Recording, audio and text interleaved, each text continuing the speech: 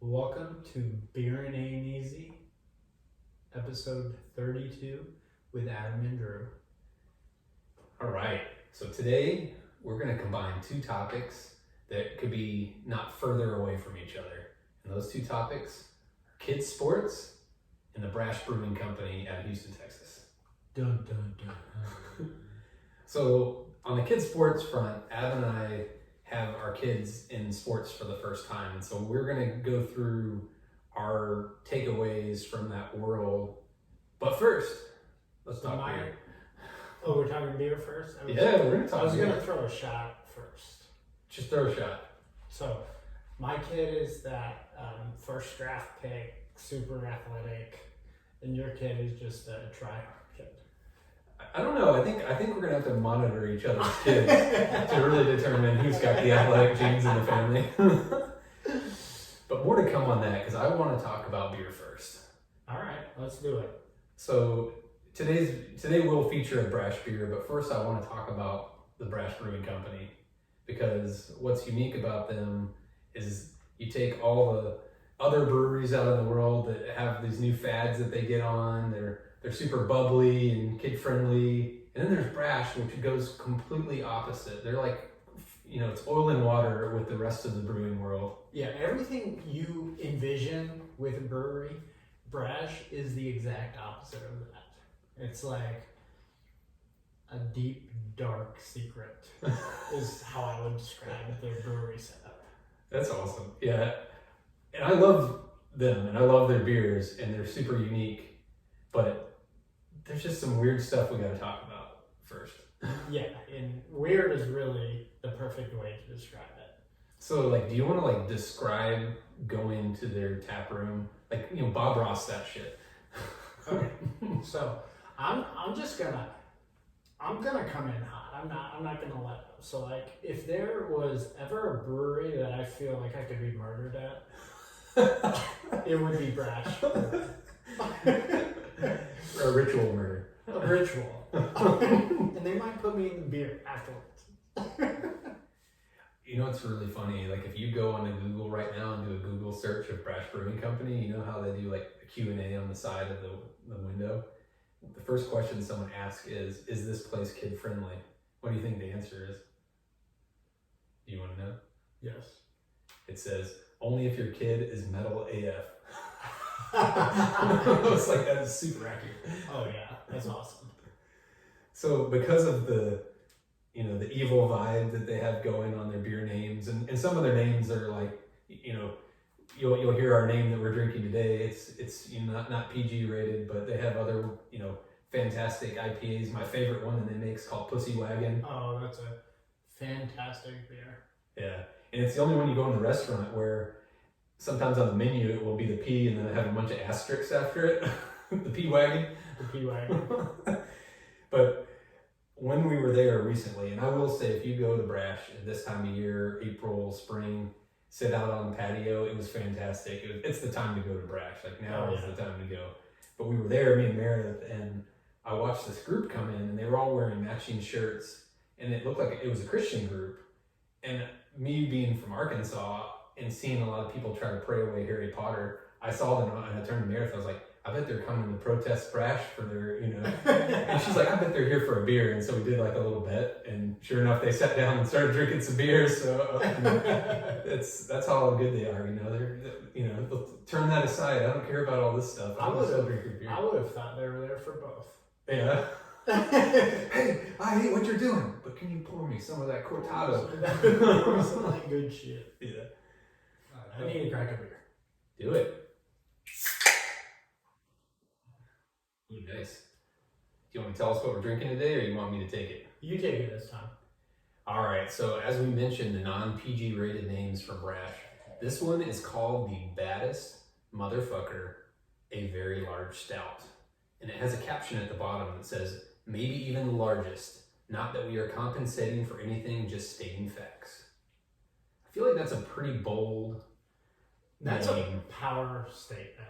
Yeah, they're basically they're just putting it all on the table right now and just saying, hey, this is it. Let's see. How many ABV did you say this bad boy was? It was like 14 or 15%. 15% Russian Imperial Stout. It's bringing it. It is bringing it.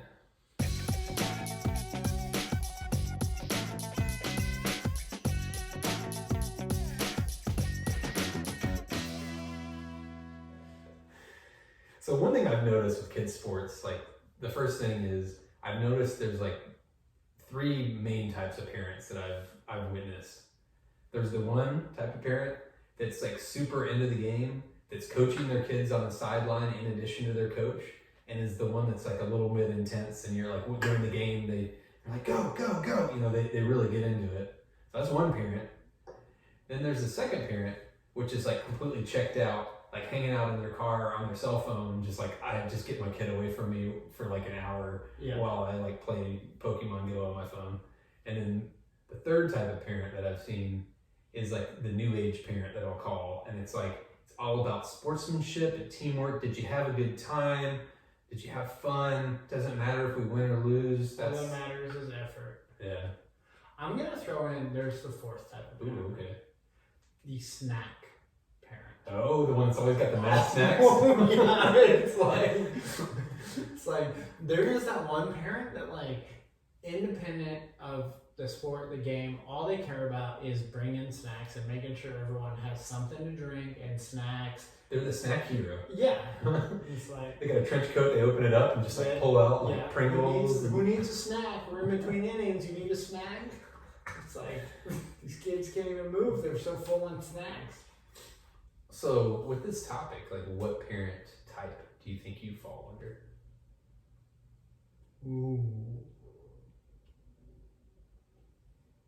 I'm the wannabe competitive parent. Yeah. But like my kids don't have the attention span. But like I'll always go out there like in the backyard trying to get them to like hit the ball and play catch and stuff. Or it's like pay attention. And it's tough. Yeah. But it would be awesome if he was just like hitting home runs every time. Yeah, you'd feel a little bit of pride. Oh yeah. And it will happen. It's just a matter of time. He'll hit the ball eventually. Yeah. What about you? You know, me and Mary throw on that new age shit. Oh god. Not okay. That's what I was afraid of. So what's funny about it's this? It's over. What's funny about it is it's completely against my nature. Like I'm the competitive parent that like has to stop myself because Meredith's like stopping me, right? Like I want to be like, hey, Vivi, pay attention. You gotta, go after the ball. I'm trying to coach her, but then I'm trying to remember, oh, did you have a great time? It's like completely against my human nature to do that. And it's like you put on a happy face and you're like, you did great today. You ran after that. You played hard. You played hard and you gave your teammate a high five. Yeah. I said your goal today is to get high fives from a couple of your teammates. Shameful. It's embarrassing. You know what the collateral damage is from that strategy? Is like she's on a team that's actually pretty good, and they had won like 5 games in a row, and they were undefeated. And she came after the game and was like, "Hey, Daddy, when are we gonna have a chance to lose?" I don't know how you look at yourself in the mirror. That one hit me. That hit below the belt. I was like, honey, you want plenty of times to lose. Just stick it with my genes. You'll have plenty of chances to lose. Trust me, child. You got a lot of opportunities.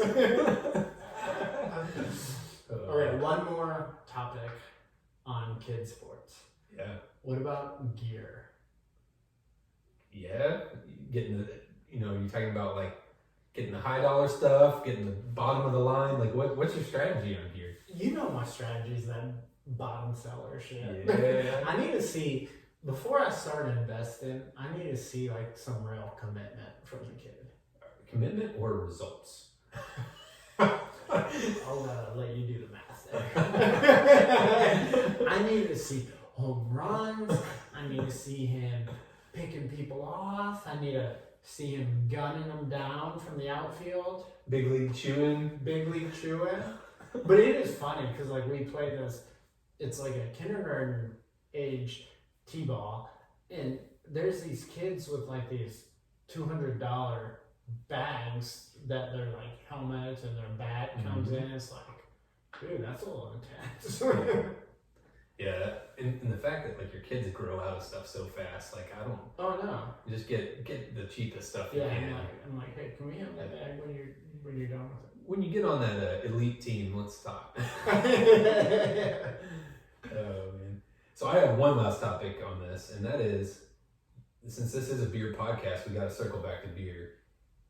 Is it okay to drink during a kid's game or a kid's practice? What's your philosophy here? You know, I don't hate on drinking, so there's really never a time where I'm going to say it's not okay to drink. But it's not okay to get drunk. Yeah. And I do have a story. Oh, okay. I want to hear this one. Okay. So this was that famous soccer league that we've talked so much about. So thankfully, this is a drunk story that doesn't include me, one of the few. One of the very few out there. So we're there. It's on like a Thursday afternoon. So it's at like 4:00. So I stop by on my way home. Normally, I'm always like a little bit late. I leave work early for whatever reason that day. So I get there right on time. There is this guy drinking Fat Tires.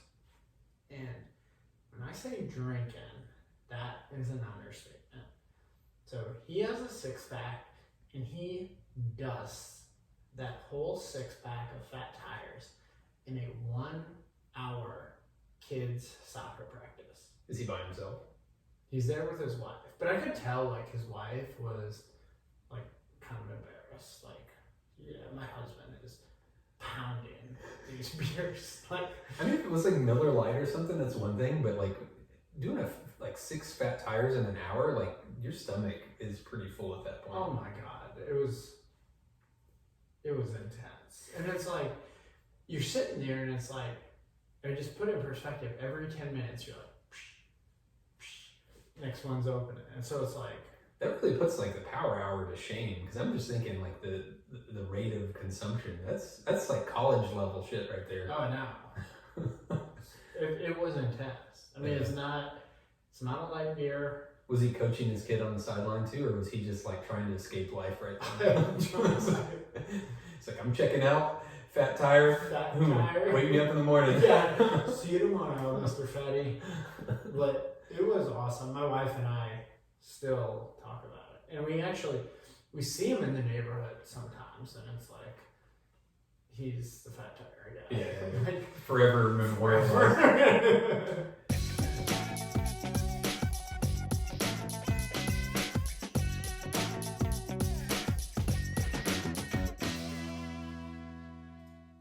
Alright, in case y'all have forgotten, we are drinking the baddest motherfucker, a very large stout by Brash Brewing in Houston, Texas.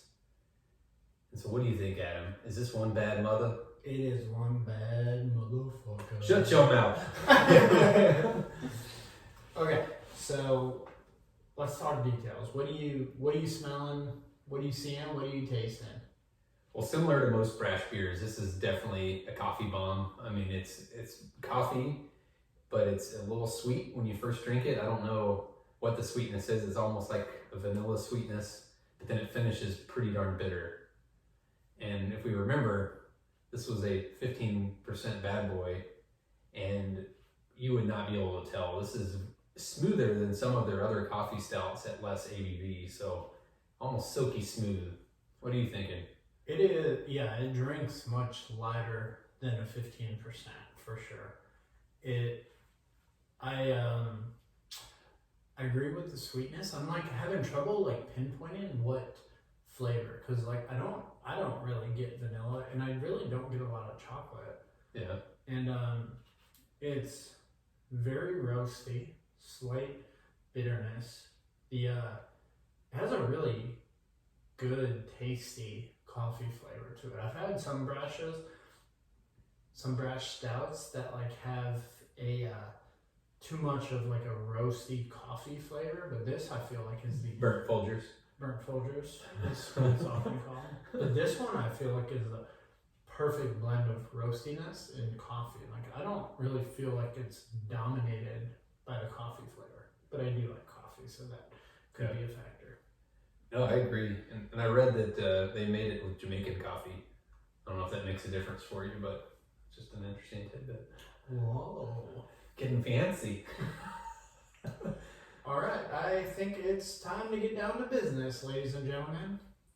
Drew, what is your untapped rating of this beer? Man, I love me some Brash stouts, and this is a pretty big motherfucker, if I must say so myself. I will say I do enjoy some of their milk stouts a little bit better, some of the sweeter stouts, but I definitely am going to go a 4.0 on this stout. What are you thinking? I'm going to 4.25. Heck yeah. I don't like really sweet stouts, and so this was a really good one. Yeah, this was, I think for a non-sweet stout, this was, and for 15%, you got to give them some And points for it that. not being barrel aged. Yeah, which is your go-to. Which is my go-to. So like this is one of the better non-barrel aged stouts I've had in a while. Awesome. Yeah, some of my favorites from them, I like the sweeter ones, and so like I like the Cortado, I like Milk the Venom. That's the one that had a little bit of the peppers, a little bit of kick to it. Oh yeah. So I'm a big fan. Brash knows how to make stouts, man. Any type of stout, they know how to make them. And I think this one is worthy. Even Samuel L. Jackson would say this is one bad mother. This is one bad motherfucker. So next episode, Adam took a voyage to the great city of San Antonio, and we're gonna come back with a full San Antonio lineup. We're hitting the Riverwalk, the Alamo, whatever you name it. La Cantera. What's that? It's the area of San Antonio that we were in. Oh, cool.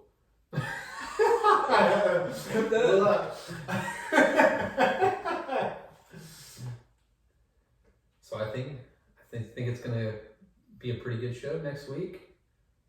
Can't wait for y'all to join us. They're hooked. It's gonna be a great time. We're gonna have metal music. It's gonna be great. Oh, that 15% hits hard, bro. Yeah.